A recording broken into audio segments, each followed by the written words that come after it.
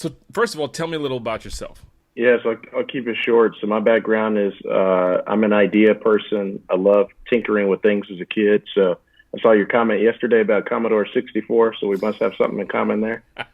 You can relate, like the thousand lines of basic, like Right. ad infinitum in video games. So that was me as a kid. Chemistry sets, blowing stuff up. So obviously, my path was engineering. Where was that? Marquette University. So I Okay. went up to Milwaukee, and they gave me best scholarship, so that's where I went. And then at the end of college, I figured out I do not want to be stuck in a laboratory. I spent some time at Oak Ridge National Laboratory during one summer. While it's a great facility, you can be stuck in the dungeons of some lab working on stuff that's 10 years removed, right? I was young and loved airplanes and kind of wanted to be an astronaut. So I said, the military, this Marine Corps is willing to guarantee me flight school and see the world and get paid for it. Let me go down that path. Toured, saw the world, had fun, and it was time to grow up. And so at the end of active duty career, I joined the reserves. So I'm still in the Marine Corps Reserves now as a pilot, helicopter pilot. Okay. Never got to be an astronaut, but that's okay. Working in corporate America, came out, worked for a big couple companies, some smaller companies. So I really wanted to, I got the marketing and sales bug. And I think the realization I had lastly when I came out, some things I saw on the battlefield, whether it was from the air or the ground, in my biomedical background, I saw some opportunities for things I had thought about years ago that still hadn't come to fruition. And after going to business school, going to grad school and getting a business degree from the University of Texas, I said, why not me then? I have these things in my head. No one else is going to make them the way I know I can make them. So let's get to it. And so recruited a team, and here we are. What made you build Warpstream? From a human performance perspective, in the military, if you're not trained well and your physical abilities kind of dictate whether you survive or not, right? Mm-hmm. And so there are some solutions I wanted to build around computer vision, human performance, and integrating that into a kind of operations or workflows. And so the corollary for that, I thought, is sports. So when I came out, there were a lot of things. I saw the path to get to where I wanted to go cost millions of dollars. I didn't have those resources. So the pieces that get me there, though, are definitely applicable to the sports world. Mm-hmm. So I started looking at combines and things like that and finding the pieces and trying to understand, is there a commercial option? Can I build something that people need and willing to pay for that might get me ultimately where I want to go? So give me the sales pitch. Give me the elevator pitch. I'm on the elevator with you. You just launched Warpstream. What is it before we get to the fourth floor? All right, so Warpstream is a tool to create sports highlights in seconds on your iPhone. So if you're a youth athlete or parent of a youth athlete, your two problems are to get noticed and get ranked. Unlike most other apps, we give you a tool that's free to use to quickly create sports highlights in seconds so your kid can get noticed and get recruited. You don't need to pay mom and pop or an uncle, and 2 weeks later, $300 later, you get your highlight back. Mm-hmm. You take your own footage, you're in control of your data, your videos, and you create that highlight. So it's like having ESPN in your pocket. Awesome. What was the state of the market before you guys entered, and how are you different? Now, we've been on a long journey, so, a couple of years later. So before COVID, obviously, we came up with the idea.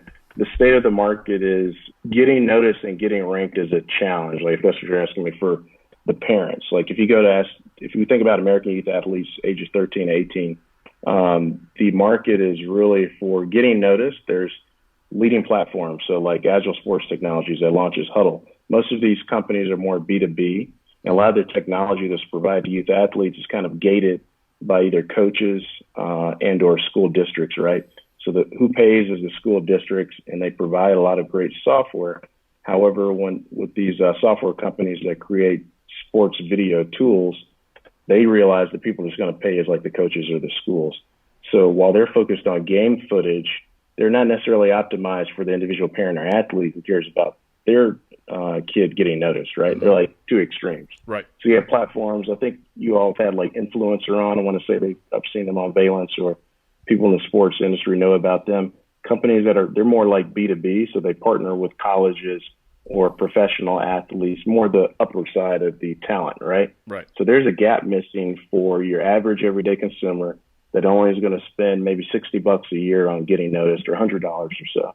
And so what we did is come in with an affordable tool working from the bottom up to attack that market that's more youth sports market, high school, and maybe some college or other athletes, but really the people that either don't get the tool for free and or want full control of their videos and don't want to be gated or withheld from some other team or coach that doesn't want to give up certain footage. So from a business perspective, let's look out 3 years. Let's say that 3 years go by, you're wildly successful. What are your streams of revenue, and how does the brand grow? Yeah, so I call it three things. I call it athletes, brands, and fans, right? So for athletes, that's our first category. So we looked, the rules around name, image, and likeness are coming out. So athletes are brands. Brands get paid. That's kind of the mantra I say. So one revenue stream is around getting noticed. So we're talking about simple tools to create video content for athletes. The second tool we want to do as part of our mission statement is go from good to great. So athletes, we want to help them get noticed and get ranked. So when you talk about getting ranked, there's virtual sports events. We built events immediately in our app on day one.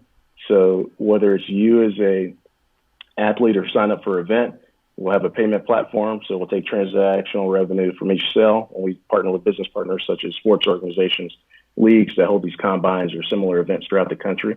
So that's pretty much the athlete revenue. User-generated content tools to create premium content, subscription revenue, and then event transactional revenue from events. When we talk about brands, so brands can mean not just your sports apparel or equipment manufacturers. They're also brands such as Katy High School football team in Houston or Diamond Sports. This is a sports team out that hosts events throughout the country. So partnering with them, they can create training content. It's actually your personal trainers as well. So any brands, we're talking about an individual small business owner, like a personal trainer, like the Football King out of Houston, right? Or maybe it's someone, like I mentioned, the coaches. They create training content to help that story go from good to great. They got free and premium content.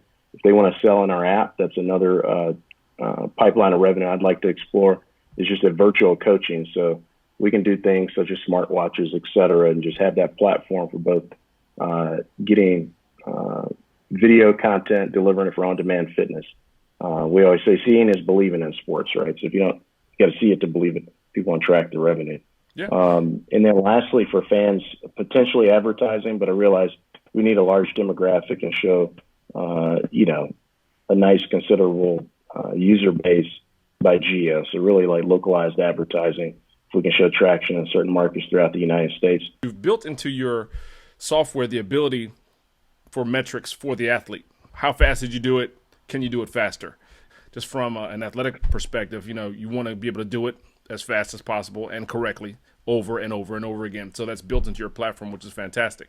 To move you one step forward from where you are today, what do you need? How can the community help you? Yeah, so really looking out to connect with our niche audience. So this tool, like you said, any athlete could use it, but we're laser focused on people that want to get noticed. Through all our research, that's youth athletes. So we're talking about 7th grade up through senior year of high school, really about junior year of high school. They know whether or not they either have the skills that it takes to play at the next level or they have the desire to. So really connecting, helping us spread the word, connect with athletes and their parents that want to see the value in making sports highlights in seconds. I wish I had this tool when I was in high school. Right. I would tear it up because it's hard to get a highlight made, right? So, right. I mean, we're talking about the basics, but spreading the knowledge, helping to reach that user base, and then giving us critical, honest feedback. I always tell people, like, if it's crap, tell me it's crap. Don't hold anything back. Right. We want to know because we want to get better. We're passionate about it. I have children, so it's a tool I will use. I eat my own dog food, so we know where we want to go, but it's nothing like hearing it from an actual user that cares and finds it important as part of their daily needs. The app is available on the App Store, which means if you have an iPhone or iPad, that's where you can go. It is not available on Android yet, and our social handle for Warpstream is Warpstream HQ.